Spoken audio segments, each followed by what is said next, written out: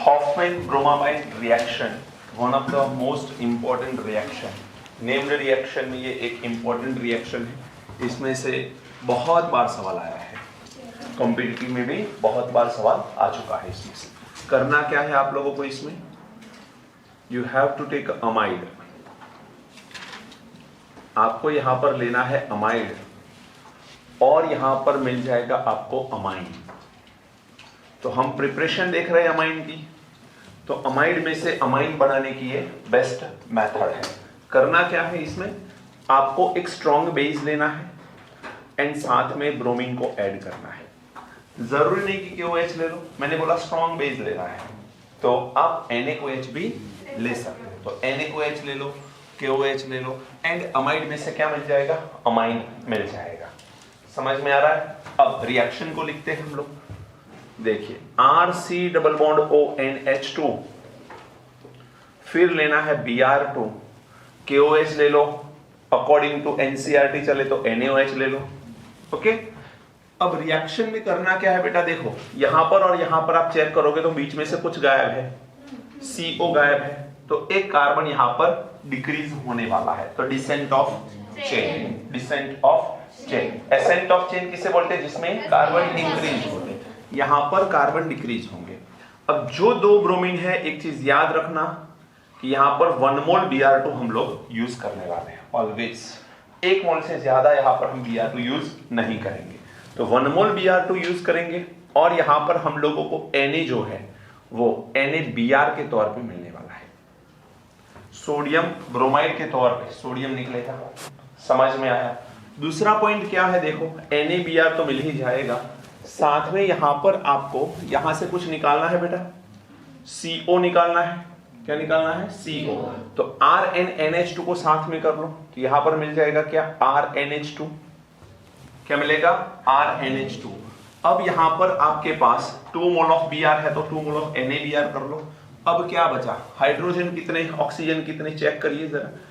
मान के चलो मैं सोडियम को 3 बार ले लूं एग्जांपल के तौर पे, तो होगा क्या बेटा, CO है. यहां पर कितने ऑक्सीजन है आपके पास, 3. हाइड्रोजन कितने हैं, 3 हाइड्रोजन से काम बन रहा है क्या, नहीं बन रहा. कुछ मिस्टेक है इसमें, यस बैलेंस नहीं हुआ है इसमें भी. देखो हम लोग एक काम करते हैं, Br2 NaOH, यहां पर मिल रहा है Na2CO3. क्या मिल रहा है, Na2CO3. तो हमें कितने मोल लेने हैं, 4 mole of NaOH. Then it can balance. 2 sodium यहां पर, 2 सोडियम यहां पर. अब देखो हाइड्रोजन कितने हैं बेटा, 4 हाइड्रोजन को 2 मोल ऑफ H2O से रिलीज करो. अब ऑक्सीजन चेक करो, 2 यहां पर, 3 यहां पर, कितने हैं, 5. यहां पर कितने, 4 और यहां पर 5. हो गया कि नहीं, समझ में आया. इन शॉर्ट हुआ है कि यहां से जो ऑक्सीजन है वो हमने 2 इसमें डाल दिए. 4 ऑक्सीजन में से 2 ऑक्सीजन मैंने CO में डाले, तो CO कन्वर्ट हो गया CO3 के अंदर. देन आफ्टर 4 NaOH है तो 2 सोडियम में चले गए और 2 Na2CO3 फॉर्म करने में चले गए. यहां का कार्बन जो है वो CO3 बनाने में यूज हो गया. बाकी के remaining 4 hydrogen and 2 oxygen together it can release the water. Example के तौर पे देखें, CH3 CO NH2. यहां पर आपको ब्रोमीन लेना है, 4 मोल ऑफ NaOH के साथ इसका रिएक्शन कर लो. हाई से हीट करना होगा. हाँ आपको प्रोवाइड सम हीट. क्या मिलेगा प्रोडक्ट, तुरंत पता चलनी चाहिए. अब तो CH3NH2, बीच में से हम CO को निकाल रहे हैं तो CH3NH2.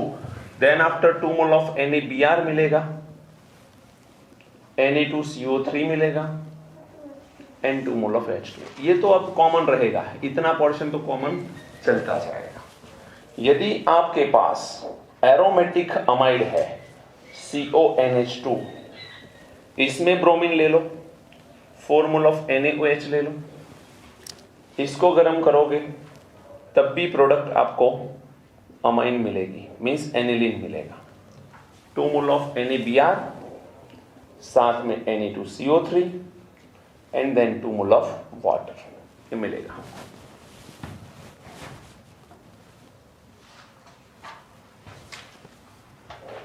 क्लियर है सबको. चलिए एक इंपॉर्टेंट रिएक्शन अगेन आ रहा है, दैट इज कर्टियस रिएक्शन. लिखिए कर्टियस रिएक्शन।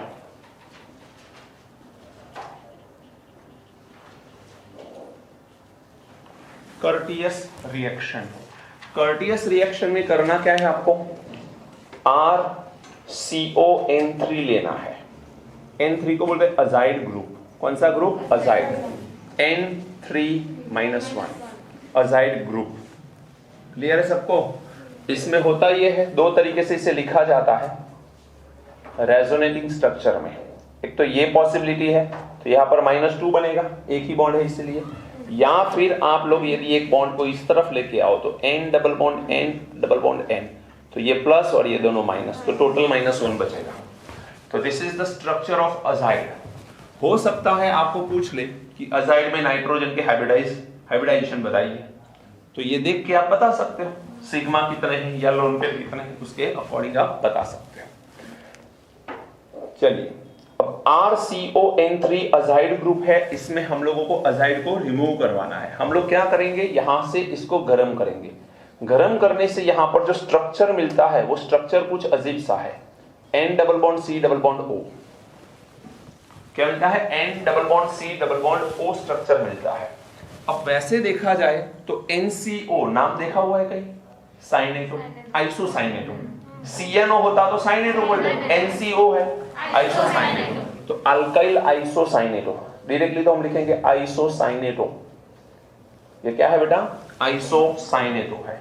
आइसोसाइनेटो मिलने के बाद हम लोग इसका हाइड्रोलाइसिस करने वाले हैं, H2O देंगे इसको। अब देखो जरा, H2O जब हम देने वाले हैं यहां पर, तो H2O में इस तरह से उसे अरेंज करो और यहां से इसे ब्रेक करो, तो नाइट्रोजन के साथ 2 हाइड्रोजन, कार्बन के साथ ही ऑक्सीजन चला जाएगा, तो रिमूव क्या हो जाएगा, CO2 एंड यहां पर मिलेगा RNH2 अमाइन।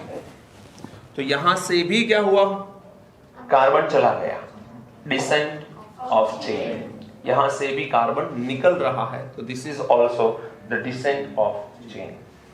ओके, मैकेनिज्म है इसका, लेकिन कोई मतलब इसका नहीं दिख रहा मैकेनिज्म में। अब देखो, आपको यहां पर लिखा हुआ कुछ ऐसा मिलेगा, क्वेश्चन ऐसा पूछा है इसमें, इसका क्वेश्चन ऐसा मिला है CH3COON3, और आपको यहां पर फर्स्ट में डेल्टा एंड सेकेंड में वाटर लिख के दे दिया है। बस इतना सा आपको देते हैं।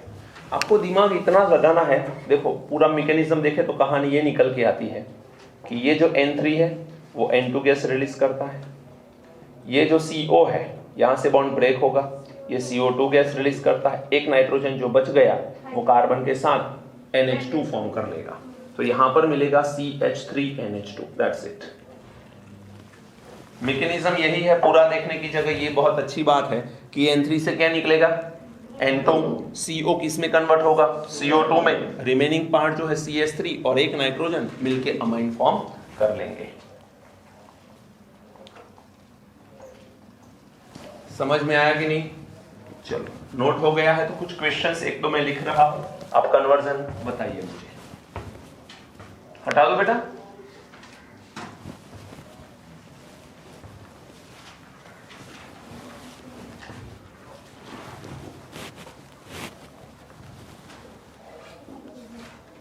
बेटा आपसे पूछा जाए कि इसमें हाइब्रिडाइजेशन की कौन सा है, तो ये नाइट्रोजन का कौन सा हाइब्रिडाइजेशन दिख रहा है आपको, ये एक सिग्मा, एक लोन पेयर,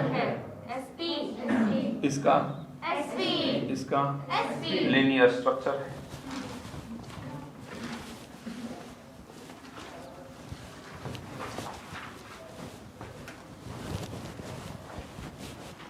पहला क्वेश्चन है, इथाइल क्लोराइड से प्रोपाइल अमाइन फॉर्म करिए।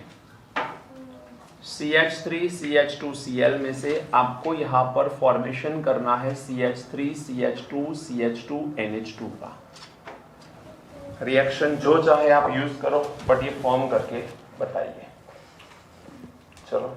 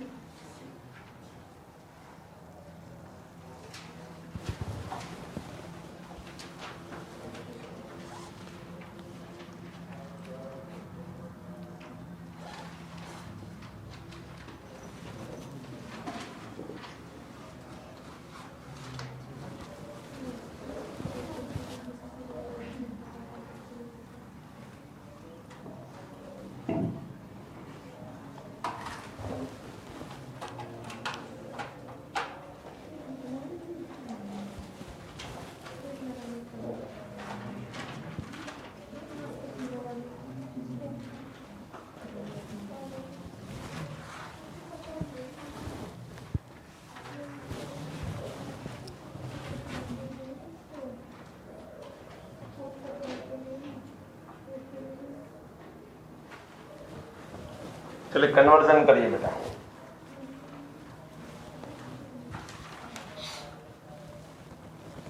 इथाइल क्लोराइड है और प्रोपाइन एमाइन फॉर्म करवाना है। एक कार्बन क्या किया, बढ़ा दिया।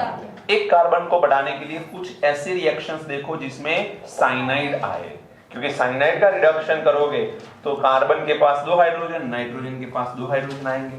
तो आपको करना क्या है, यहां पर KCN ले लो। KCN यदि AgCN लिया तो क्या होगा, NC जुड़ेगा। यदि आपको यहां पर ऑप्शन में 2 डिग्री अमाइन है तो you must have to take यहां पर AgCN लेना पड़ेगा। अब AgCN लेंगे तो ज्वाइन कौन हो रहा है, NC। इसका भी रीजन बताया था कि क्यों N पहले अटैक करता है, इसमें क्यों पहले C अटैक करता है। वो पोलराइजेशन की बात है, कौन जल्दी से फ्री होता है, कौन आयोनिक है, कौन कोवेलेंट है, इसके अकॉर्डिंग वो आंसर आता था। चलिए KCl यहां पर रिमूव होगा, CH3 CH2 CN आएगा। अब इसका क्या कर लोगे बताओ, रिडक्शन कर लो और हाइड्रोजन दे दो 2 मोल, हो गया काम आपका, बात खत्म। ओके, ये रिडक्शन किसकी प्रेजेंस में हो सकता है, बहुत आसान सा रिडक्शन है। तो निकल कर लो, पैलेडियम, प्लैटिनम कुछ भी ले लो, सोडियम एमालगम ले लो, इथेनॉल की प्रेजेंस में एग्जैक्ट वही रिड्यूसिंग एजेंट है। निकल, प्लैटिनम, पैलेडियम की प्रेजेंस में कर लो, या फिर एक कहानी बता रहा हूं, ध्यान रखना, मर्क्यूरी वाला सोडियम मींस अमालगम एंड इथेनॉल। इससे क्या होता है पता है, हाइड्रोजन गैस रिलीज होता है। Ethanol when react with the sodium it can release the hydrogen gas and यहां पर सोडियम इथॉक्साइड मिलेगा। बट ये एक्सप्लोसिव रिएक्शन ना हो इसलिए ये मर्क्यूरी रखा जाता है। मर्क्यूरी क्या करता है, सोडियम की रिएक्टिविटी को थोड़ा कम कर देता है, तो आसानी से ये हाइड्रोजन गैस रिलीज हो सकता है और वो हाइड्रोजन गैस को हम रिडक्शन में यूज कर सकते हैं। चलो यहां पर आपको बोला गया है कि प्रोडक्ट तो ये लानी है, रिएक्टेंट क्या लेंगे, ये इंडस्ट्रियल बात हो गई कि मैं मुझे ये फॉर्म करवाना है, बताओ क्या रॉ मटेरियल चाहिए। आप लोग इसके ऊपर गौर करिए, ये जो है वो हॉफमैन ब्रोमामाइड रिएक्शन दिख रहा है आपको, HBr। हॉफमैन ब्रोमामाइड रिएक्शन में हम जानते हैं कि CO बीच में से हटता है, तो यहां पर CO आना चाहिए, समझ में आ रहा है। तो यहां पर आपका A कंपोनेंट होगा CH3 CH2 CH2 CONH2, ऐसा होगा। 3 कार्बन तो होंगे ही होंगे, फिर CONH2 आएगा, तो वो CO हट रहा है। हॉफमैन ब्रोमामाइड में यही तो देखा हमने। चलो यहां पर हमारे पास बेंजाइल क्लोराइड है, हमें फिनाइल इथेनेमाइन चाहिए, सेम ये रिएक्शन अगेन आएगा बेटा। देखो इसमें एक कार्बन ऐड करना है तो KCN के साथ रिएक्शन करो, ClN के हट के KCl रिमूव होगा, C6H5CH2 CN आएगा एंड फिर इसका क्या करेंगे बताओ, रिडक्शन। रिडक्शन किसकी प्रेजेंस में भाई, निकल, पैलेडियम, प्लेटिनम, जिसकी भी एजेंसी आपके पास है, या फिर सोडियम, मर्क्यूरी और इथेनॉल।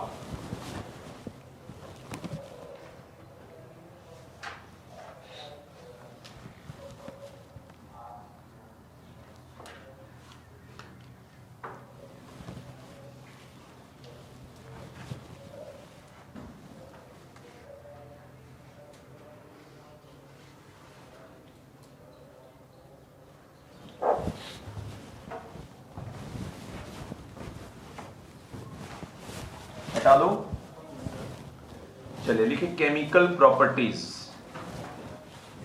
सॉरी पहले फिजिकल लिखो, 2-3 पॉइंट लिखवा देता हूं फिजिकल में, क्योंकि आप पढ़ोगे, I don't think so NCERT में से पूरा पढ़ोगे तो अच्छी बात है।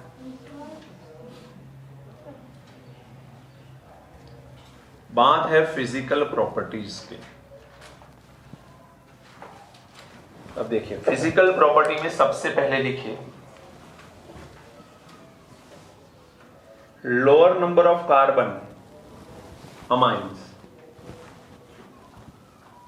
are in a gaseous state and having a fishy smell. Smell like a fish. I don't know spelling. EY नहीं आएगा शायद, SHY आएगा ना, फिश स्मैक। फिर ये तो गैस है, लोअर नंबर ऑफ कार्बन का मतलब क्या है, 3 कार्बन तक। 3 से जैसे ही बढ़ा फिर लिक्विड हो जाते हैं। तो यहां पर more than 3 carbon amine are in a liquid state and colourless, are in a liquid state and colourless. More than 8 to 10 carbon, वो कंडीशन पे डिपेंड करता है, but more than 8 to 10 carbon, majority we can seen it is in a solid state. Particular aniline की बात करें तो aniline जो है वो कलरलेस लिक्विड है, it is a colourless liquid, but in atmosphere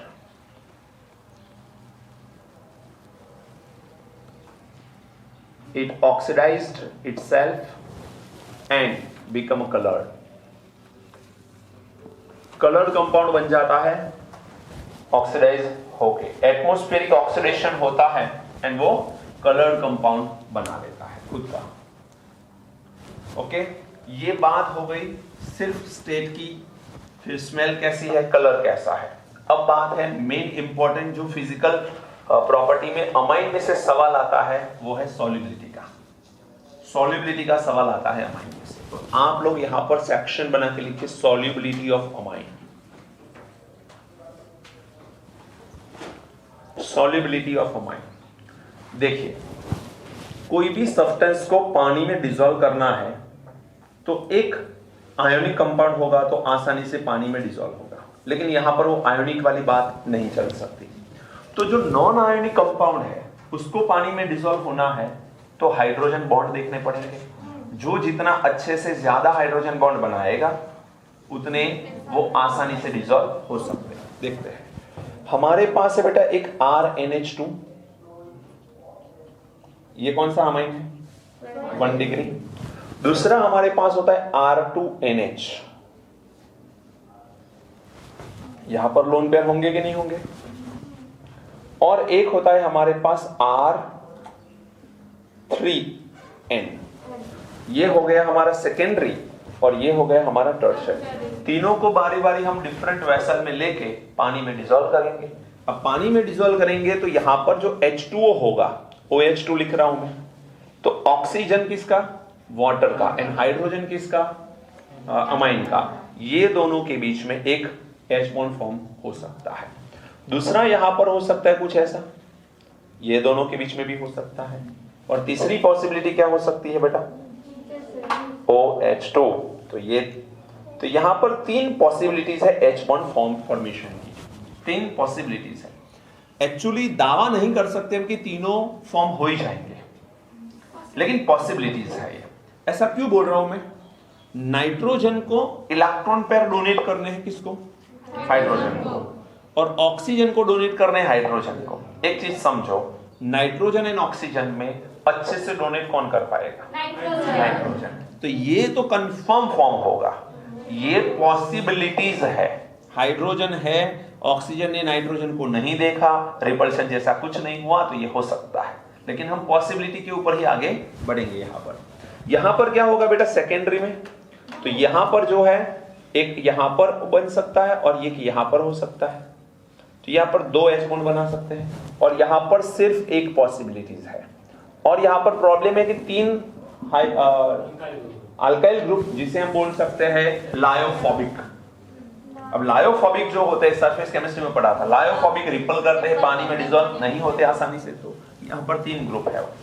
तो यहां पर सॉल्युबिलिटी का ऑर्डर कुछ इस तरह से आएगा, लेकिन ये कहानी तभी पावरफुल होगी जब ऑलमोस्ट इक्वल मॉलिक्यूलर मास हो। तो ऊपर लिख सकते हो when same molar mass, same molar mass है तो ये कहानी आपको ध्यान रखनी है। ये सिर्फ बहुत आसानी से डिसॉल्व होते हैं। रीजन ये है कि लोअर अमाइन है, ऐसा मान लो। जैसे कि यहां पर 3 कार्बन है मैक्सिमम, सुन लेना बेटा ध्यान से, 3 कार्बन, तो मैं यहां पर लिख लो CH3 CH2 CH2 NH2। कौन सा अमाइन है ये? प्राइमरी। अब यहां पर इसको सेकेंडरी में कन्वर्ट करना है तो आसानी से सेकेंडरी में भी कन्वर्ट कर सकते हैं, 3 कार्बन वाला है। और इसको टर्शरी में कन्वर्ट करना है तो 3 कार्बन का हम लोग टर्शरी में भी कन्वर्ट कर सकते हैं आसानी से। अब ऐसा सवाल पूछ ले सॉल्युबिलिटी में तो कुछ ऑर्डर इस तरह से आएगा बेटा, राइट। ये एक ही बड़ी चेन है बट एक ही है, यहां पर 2 जगह पे रिपल्शन क्रिएट होगा और यहां पर 3 जगह पे होगा। तो ये आपका ऑर्डर हो जाएगा सॉल्युबिलिटी का। चलिए अब आता है बॉइलिंग पॉइंट।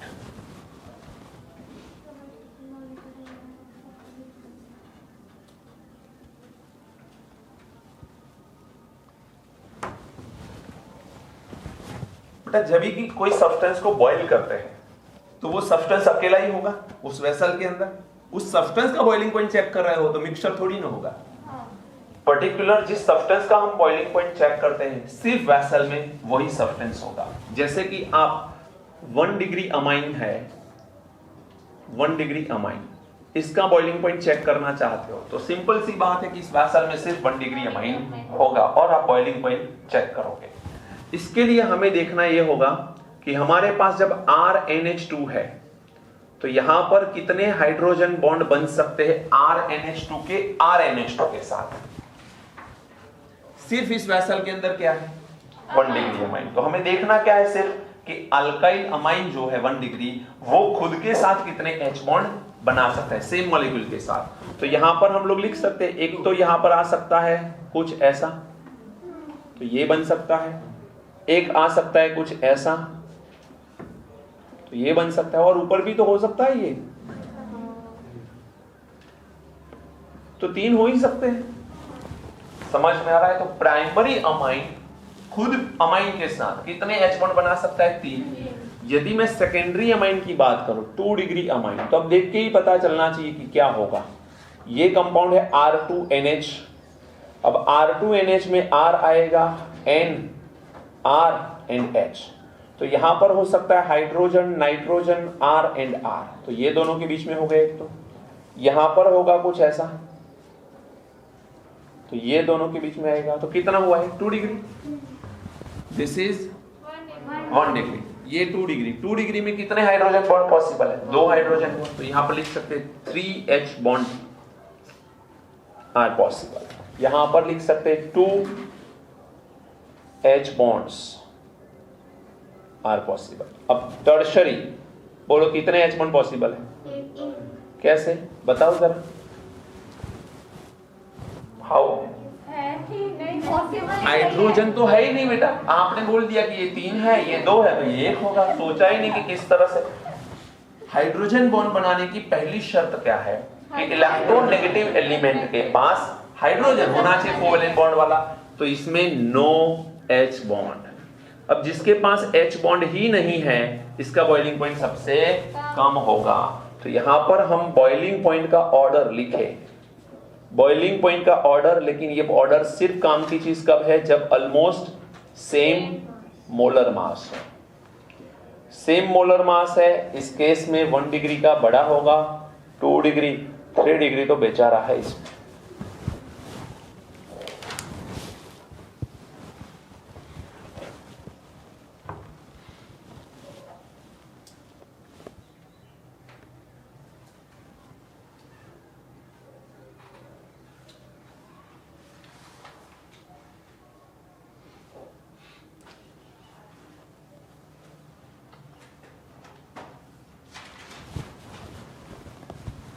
हटा दो बेटा इसे।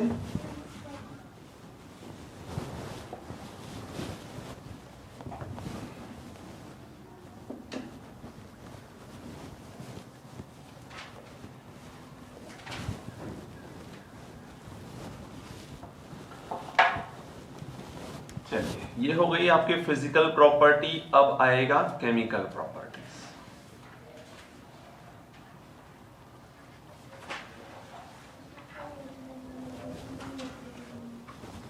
केमिकल प्रॉपर्टी में पहले तो अमाइन का पोस्टमार्टम करते हैं। देखो ये अमाइन है भाई, अब अमाइन रिएक्ट क्यों करेगा, क्या है ऐसा तो उसके पास, क्यों react, lone pair, very good. तो ये एक तो लोन पेयर की वजह से रिएक्शन कर सकता है। दूसरी पॉसिबिलिटी, जो बेस है उसके पास जो हाइड्रोजन है उसे एसिडिक हाइड्रोजन बोलते हैं। तो ये एसिडिक हाइड्रोजन की वजह से भी तो रिएक्ट कर सकता है। तो यहां पर reactivity of amine, it's depend on 2 points. Number 1, lone pair, and second, acidic hydrogen. That doesn't mean कि amine is acidic. Amine is base, but ये acidic हाइड्रोजन को कैरी करता है, इसी वजह से ये रिएक्शन कर सकता है। समझ में आया कि नहीं? तो यहां पर ये अमाइन एक्चुअल में 2 तरीके से यूजफुल है। एक, लोन पेयर को ध्यान में ले, सुनना जरा, लोन पेयर को ध्यान में ले तो हो सकता है कि लुईस बेस की तरह काम कर जाए, और बहुत अच्छा लुईस बेस होता है क्योंकि अल्काइल भी डोनेट वाला है, तो इसके पास तो इलेक्ट्रॉन डेंसिटी बढ़ेगी और उसमें से डोनेशन करना आसान है। तो एक तो ये लुईस बेस की तरह काम कर सकता है, और दूसरा ये न्यूक्लियोफाइल हो सकता है। जिसके पास लोन पेयर है वो न्यूक्लियोफाइल हो सकता है। तो मेजॉरिटी यहां पर 2 तरह की चीज हमको मिलेगी। तो रिएक्शन जैसे जैसे देखेंगे आपको पता चलता जाएगा। अब हम लोग बेसिक कैरेक्टर ऑफ अमाइन, और मेरा दावा है कि आप लोगों को एक सवाल बेसिक कैरेक्टर का कॉम्पिटिटिव में मिलेगा। बहुत बढ़िया टॉपिक है और इसमें बच्चे मिस्टेक करते हैं। कुछ मैं पढ़ाऊंगा, फिर आपको थोड़ा कंफ्यूज करूंगा, फिर कुछ आंसर भी दूंगा। देखते हैं बेसिक कैरेक्टर ऑफ अमाइन।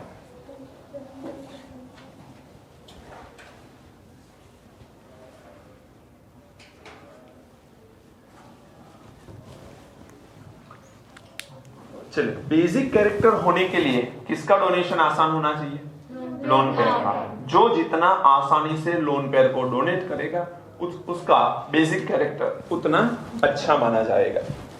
तो देखते हैं, RNH2 ले लिया बेटा यहां पर मैंने, और इसका रिएक्शन मैं कर रहा हूं कोई HX के साथ। HX जो है वो एसिड है, तो एसिड बेस न्यूट्रलाइजेशन होगा, तो तभी तो इसका हम लोग प्रूफ ले पाएंगे कि ये बेस है।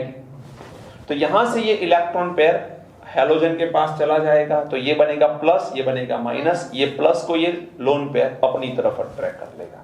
बनेगा क्या बेटा? RNH3 plus X minus NH3 plus, दोनों के बीच में इलेक्ट्रोस्टैटिक फोर्स होगा और दोनों आपस में जुड़े रहेंगे। तो एक तो ये रिएक्शन हो रहा है। अब अमाइन यहां पर रिवर्सिबल प्रोसेस देता है, ये ध्यान रखने की बात है, ये रिवर्सिबल रिएक्शन देता है। ये नॉर्मल अमाइन की बात हुई। अब बात आ रही है एनिलीन की। यहां पर आ गया NH2, ये HX, यहां पर रिएक्शन होगा तो यहां से लोन पेयर इधर जाएंगे, ये प्लस माइनस बनेंगे दोनों, और यहां से जो ये लोन पेयर है वो इस H प्लस को मिलेंगे। क्या बनेगा देखो, ऊपर की तरफ आएगा NH3 प्लस X माइनस, आएगा ऐसा कुछ? समझ में आए? दोनों कंडीशन को जरा गौर से देखो तो दोनों ने इलेक्ट्रॉन पेयर को डोनेट किया, दोनों बेस दिख रहे हैं, बट सवाल यह है दोनों में अच्छा बेस कौन है? देखो सोच के बताओ बेटा। मैंने आपको एक क्लू बताई पहले स्टेटमेंट में कि जो इजीली इलेक्ट्रॉन पेयर को डोनेट करेगा वो अच्छा बेस होगा, ये वाला है। क्योंकि यहां पर क्या होगा, ये यहां पर आएगा, ये यहां पर रेजोनेंस में जाएंगे, तो हर बार नाइट्रोजन के ऊपर इलेक्ट्रॉन नहीं होंगे डोनेट करने के लिए। रेजोनेटिंग स्ट्रक्चर सारे ड्रॉ करेंगे हम थोड़ी देर में, लेकिन जब भी ये देखोगे तो नाइट्रोजन के ऊपर हर बार इलेक्ट्रॉन पेयर अवेलेबल नहीं होते हैं डोनेशन के लिए, जबकि यहां पर तो एक ही मकान है इसका, वही रहता है, एक ही बेडरूम वाला, तो वही मिलेगा वो। तो यहां से आसानी से डोनेट कर सकता है। तो इस रिएक्शन से हमें पता ये चलता है कि अमाइन का बेसिक कैरेक्टर किसका ज्यादा है? अल्काइल अमाइन का। तो यहां पर मैं लिखूं basic character, basic character alkyl amine का कैसा है भाई, ज्यादा है कंपेयर टू एरोमेटिक अमाइन। पहली कहानी ये है। अभी थोड़ी देर में ज्यादा भी प्रूफ दूंगा मैं आपको इसका। अब मान के चलो आपके पास ये वाला आ गया, हमें अमाइन वापस चाहिए, क्या करें? रिवर्सिबल तो है ही, लेकिन हमें एक ही डायरेक्शन में करवाना है कुछ भी करके, तो स्ट्रॉन्ग बेस डाल दो। एसिड के साथ ये मिला, बेस डालो वापस आ जाएगा। स्ट्रॉन्ग बेस डालो X and NaX, OH minus है और यहां से ये H प्लस इसमें आएगा वाटर, एंड यहां पर क्या मिलेगा RNH2। ये सवाल पूछ सकते हैं आपसे। अमाइन का एसिड के साथ रिएक्शन करके सॉल्ट फॉर्मेशन हो गया, वो सॉल्ट फॉर्मेशन में से अमाइन को वापस लाने के लिए क्या करना है? React with strong base. Strong base के साथ रिएक्शन करोगे तो ये होगा। अमाइन की कैरेक्टरिस्टिक में लिखिए, amine is soluble in water, amine is soluble in water, लिख लेना बेटा। Amine is soluble in water but insoluble in organic solvent like ether, but insoluble in organic solvent like ether। ether जैसे organic solvent में ये dissolve नहीं होते। हाँ, reason एक चीज समझो आप, ईथर में क्यों लिखवाया? क्योंकि ईथर H बॉन्ड नहीं बना सकता, हाइड्रोजन नहीं है, ऑक्सीजन के पास कार्बन है, तो ऐसे ऑर्गेनिक सॉल्वेंट CCl4 के साथ वो डिसॉल्व नहीं हो सकता फिर, क्योंकि वो भी H बॉन्ड नहीं बना सकता, नॉन पोलर है। देखने के लिए CCl4 पोलर दिखता है, एक्चुअली नॉन पोलर, म्यू की वैल्यू 0 आती है उसमें, डाइपोल। हटा दो बेटा इसे।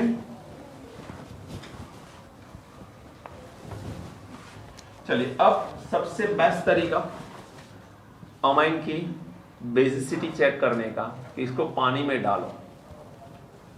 पानी में डालने के बाद ये लोन पेयर डोनेट करेगा बेटा, तो ये H प्लस यहां पर आएगा, तो ये बनेगा RNH3 plus and OH minus. अब हमको पता है कि जब भी रिवर्सिबल रिएक्शन होता है तो कभी ना कभी तो वो इक्विलिब्रियम स्टेट आ ही जाती है। अब इक्विलिब्रियम में आएगा तो यहां पर बनेगा KE3, कांस्टेंट मिलेगा। कांस्टेंट में क्या लिखोगे? R concentration of RNH3 plus concentration of OH minus, concentration of RNH2 and concentration of water. During the reaction, the concentration of water remain constant, क्योंकि always ये excess form में ही होता है, solvent के तौर पे ले रहे हैं। इसे हटा दूं मैं।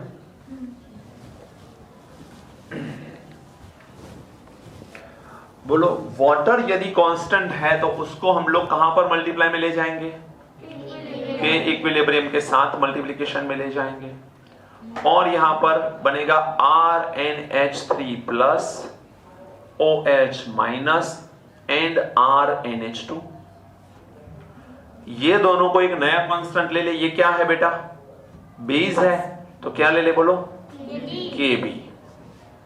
RNH3 plus OH minus and नीचे की तरफ है RNH2।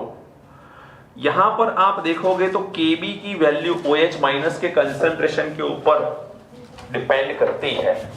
KB तब बढ़ सकता है जब OH माइनस का कंसंट्रेशन बढ़ सकता है। तो हम लोग यहां पर एक कंक्लूजन निकाल सकते हैं कि वैल्यू ऑफ KB इंक्रीज हो सकती है जब OH माइनस का कंसंट्रेशन इंक्रीज हो, या उल्टा भी बोलो कि OH माइनस का कंसंट्रेशन जब बढ़ना है तब KB की वैल्यू भी बढ़ेगी। अब जब OH माइनस की वैल्यू बढ़ती है तो बेसिसिटी क्या होगी बेटा? बढ़ेगी, तो बेसिसिटी इसमें बढ़ेगी। अब आज तक तो KB के ऊपर से कोई सवाल नहीं आया, सवाल आते PKB के ऊपर से। तो आपको PKB एंड KB का रिलेशन पता होना चाहिए, -log10KB। अब KB की वैल्यू जब बढ़ेगी तो माइनस लॉग है, तो PKB कम हो जाएगा बेटा। तो यहां पर और एक लिख सकते हैं, PKB की वैल्यू कम होगी जब KB बढ़ेगा, OH माइनस B बढ़ेगा वहां पर, एंड बेसिसिटी बढ़ेगी, बेसिसिटी बढ़ेगी। आपको एक इंफॉर्मेशन थोड़ी सी इसमें याद रखनी है। The value of pKb, value of pKb of ammonia is 4.75। इससे बहुत कुछ आसान हो जाएगा आपके लिए आगे जाके। तो 4.75 है, नोट कर लेना।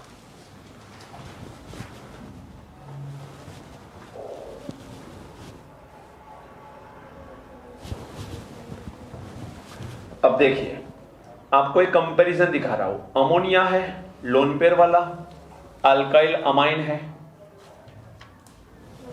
Lone pair. दोनों नाइट्रोजन के पास इलेक्ट्रॉन पेयर है डोनेट करने के लिए। अब सवाल ये उठता है कि ये भी एसिड को देखेगा तुरंत लोन पेयर डोनेट करेगा, ये भी एसिड को देखेगा तुरंत लोन पेयर डोनेट करेगा। कौन अच्छे से डोनेट करेगा? अल्काइल की अमोनिया?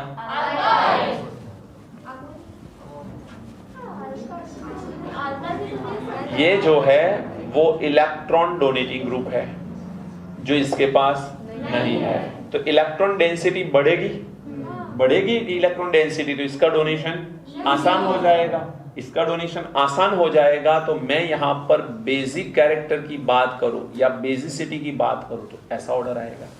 रीजन एक ये भी है कि पीकेबी की वैल्यू यहां पर कितनी लिखवाई मैंने? 4.75, जबकि अल्काइल एमाइन आप किसी कौन सा भी ले लो, ऑलमोस्ट वैल्यू लाई करती है 3.75 से 4.22 के बीच में।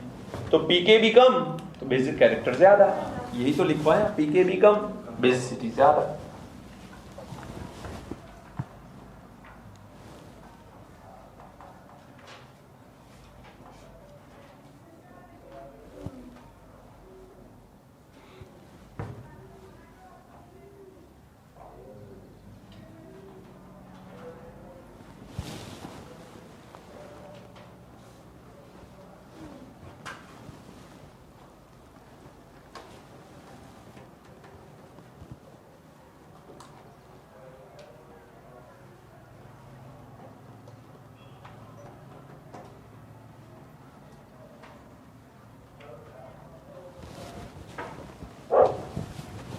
अब अल्काइल ग्रुप जब भी है तो बेसिक कैरेक्टर बढ़ेगा, ही पता चल गया। मान के चलो आपको ऐसा इक्वेशन दे दिया जाए कि आपके पास है C2H5NH C2H5, 2 डिग्री है, 2 अल्काइल ग्रुप लगा दिए। फिर आपके पास है CH3NH CH3, बॉइलिंग पॉइंट तो इसका बड़ा होगा, कार्बन चेन ज्यादा है, लेकिन बेसिक कैरेक्टर की बात करें तो इसका ही बड़ा होगा, क्योंकि ये ज्यादा अच्छा इलेक्ट्रॉन डोनेटिंग ग्रुप है। तो ये बेसिसिटी का ऑर्डर आएगा इसमें।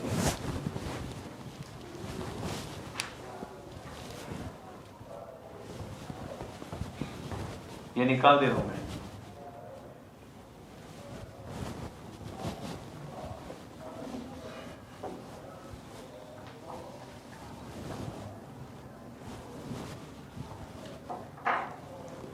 चलिए अब लिखिए नंबर 1, बेसिक कैरेक्टर और बेसिसिटी जो भी लिखो। Basicity of 1 degree, 2 degree, 3 degree amine. अब ये अलग अलग इसीलिए लिखना पड़ता है क्योंकि यहां पर जो है वो गैसियस स्टेट में भी बेसिसिटी चेक करनी है और लिक्विड फेज में भी, और कहानी बदल जाती है दोनों में। तो तकलीफ कहां होती है? मैंने बोला ना बेसिक कैरेक्टर से सवाल आते हैं, बच्चे मिस्टेक इसीलिए करते हैं क्योंकि गैसियस एंड लिक्विड में ऑर्डर बदल जाते हैं, तो वहां पर मिस्टेक कर जाते हैं, ध्यान रखना। Basicity of 1 degree, 2 degree, 3 degree amine, जिसमें आपको सिर्फ एक फैक्टर को बहुत ध्यान से देखना है, that is plus I effect. ये कैरेक्टर को बहुत ध्यान से देख लेना है, प्लस आई इफेक्ट। ये सिर्फ गैसियस फेज के लिए बात है। If amine exist in a gaseous phase, अब आपको क्वेश्चन जब मिलेगा तो हो सकता है कि क्लियर कट न लिखा हो कि गैसियस की लिक्विड, तो उस केस में गैसियस फेज बाय डिफॉल्ट मानना है। लिक्विड को मेंशन करना पड़ता है, गैसियस में हो सकता है कि मेंशन ना किया हो। तो ध्यान रखना बेटा, जरूरी नहीं कि गैसियस फेज को वो हर बार मेंशन करें। चलिए गैसियस फेज में हम लोग क्या देखेंगे, तो ये एक अल्काइल अमाइन है भाई हमारे पास, दूसरा 2 डिग्री देखना है हम लोगों को, और तीसरा हमको देखना है 3 डिग्री। नाइट्रोजन के पास हर केस में क्या है, लोन पेयर है। अब ये लोन पेयर है तो अल्काइल क्या करेगा बेटा, इलेक्ट्रॉन पेयर को डोनेट करेगा, ये इलेक्ट्रॉन पेयर को डोनेट करेगा, ये भी डोनेट करेगा। यहां पर ये 3 बार डोनेशन होने वाला है, तो इलेक्ट्रॉन रीच कौन हो गया, 3 डिग्री। अब ये जितना इलेक्ट्रॉन रीच होगा इससे डोनेशन होना आसान है, ये इससे थोड़ा कम रीच है, इससे डोनेशन थोड़ा कम, ये सबसे कम रीच है, इससे डोनेशन और भी कम। समझ में आया? तो 1 डिग्री सबसे पावरफुल बेस हुआ कि नहीं हुआ? वेरी गुड, जानते रहो। 3 डिग्री सबसे पावरफुल बेस हुआ, 3 डिग्री सबसे पावरफुल बेस हुआ। ये सिर्फ किसकी बात है, गैसियस फेज की। अब हम लोग बात कर रहे हैं सेकेंड पॉइंट कब देखना है, जब बात आए लिक्विड फेज की, तो उसमें देखना होता है सॉल्वेशन। क्या देखना होता है, सॉल्वेशन भी देखना होता है, लेकिन ये लिक्विड फेज में देखना पड़ता है। लिक्विड फेज में आप लोगों को सॉल्वेशन देखना है। Liquid phase in the sense of aqueous, aqueous means पानी डाल के डिसॉल्व किया गया है। अब देखो क्या हो रहा है इसमें, RNH2 है बेटा आपके पास, अब ये पानी में डिसॉल्व हो रहा है, तो यहां पर क्या होगा, OH2, तो एक H बॉन्ड यहां पर बनेगा, यहां पर H2O, तो एक बॉन्ड यहां पर बनेगा, और यहां पर OH2, तो एक बॉन्ड यहां पर बनेगा। चलिए ये हो गया प्राइमरी। सेकेंडरी की बात करें हम तो कुछ ऐसा होगा इसमें, यहां पर OH2, तो एक H बॉन्ड यहां पर बनेगा, H2O एक बॉन्ड यहां पर बनने वाला है, और हम ले ले R3N, तो 3 अल्काइल ग्रुप वी हैव, और यहां पर है H2O, एक H बॉन्ड बनेगा। वाटर है तो बनेगा ना, नहीं बिल्कुल बनेगा। टर्शरी का टर्शरी के साथ नहीं बन सकता, बट पानी के साथ तो बन ही सकता है। एक तो फिल फूड हो रही है ना, लोन पेयर वाली चीज तो है इसके पास। तो देखो ये गलत फहमी मत रखना कि टर्शरी H बॉन्ड नहीं बना सकता, नहीं बना सकता अपने खुद के साथ, पानी के साथ तो बना सकता है, तो ये डिसॉल्व हो सकता है बट कम डिसॉल्व होगा। ओके, अब एक्वायस फेज में बात ये है बेटा कि आप देखो ये इलेक्ट्रॉन पेयर भी यूज हो गए, ये भी यूज हो रहे, ये भी यूज हो गए। अब यहां पर हिंड्रेंस भी तो बढ़ेगा, समझ में आ रहा है? यहां पर हिंड्रेंस कम, यहां पर हिंड्रेंस ज्यादा, ऐसा दिखता है आपको? अभी नहीं, आपको अल्काइल भी तो देखना है, वाटर को अकेले को मत देखो। सॉल्वेशन देख रहे हम लोग, तो सॉल्वेशन में अकेला ये नहीं देखना, हमें देखना है कौन अच्छे से डिसॉल्व होगा एक्वायस फॉर्म में, और डिसॉल्व होने के बाद कौन डोनेशन करने वाला है, तो डिसॉल्व तो ये ज्यादा होगा। अब अकॉर्डिंग टू सॉल्वेशन देखा जाए तो सॉल्युबिलिटी इसकी बढ़ेगी एक्वायस फेज में। अब इसकी सॉल्युबिलिटी बढ़ेगी तो जो ज्यादा प्रपोर्शन में अवेलेबल होगा वही डोनेशन ज्यादा करेगा। जैसे कि इसके 100 मॉलिक्यूल डिसॉल्व हुए, मान के चलो इसके 30 हुए, इसके 10 हुए, तो अब ये चाहे जितना भी दम लगा ले, इसके पास इलेक्ट्रॉन डेंसिटी ज्यादा है, डोनेट कर ले, लेकिन मैक्सिमम 10 मॉलिक्यूल डिसॉल्व हुए तो 10 से 10 ही वो डोनेट कर सकते, और कहां से आएंगे? जबकि इसके 100 है तो धीरे से, बट 100 के 100 डोनेट तो कर ही सकते हैं, तो बेसिक कैरेक्टर प्राइमरी का बढ़ सकता है सॉल्वेशन में। तो ये जो गैसियस फेज में ऑर्डर निकल के आया था, उससे जस्ट उल्टा ऑर्डर यहां पर आता है, इससे जस्ट उल्टा ऑर्डर यहां पर आता है।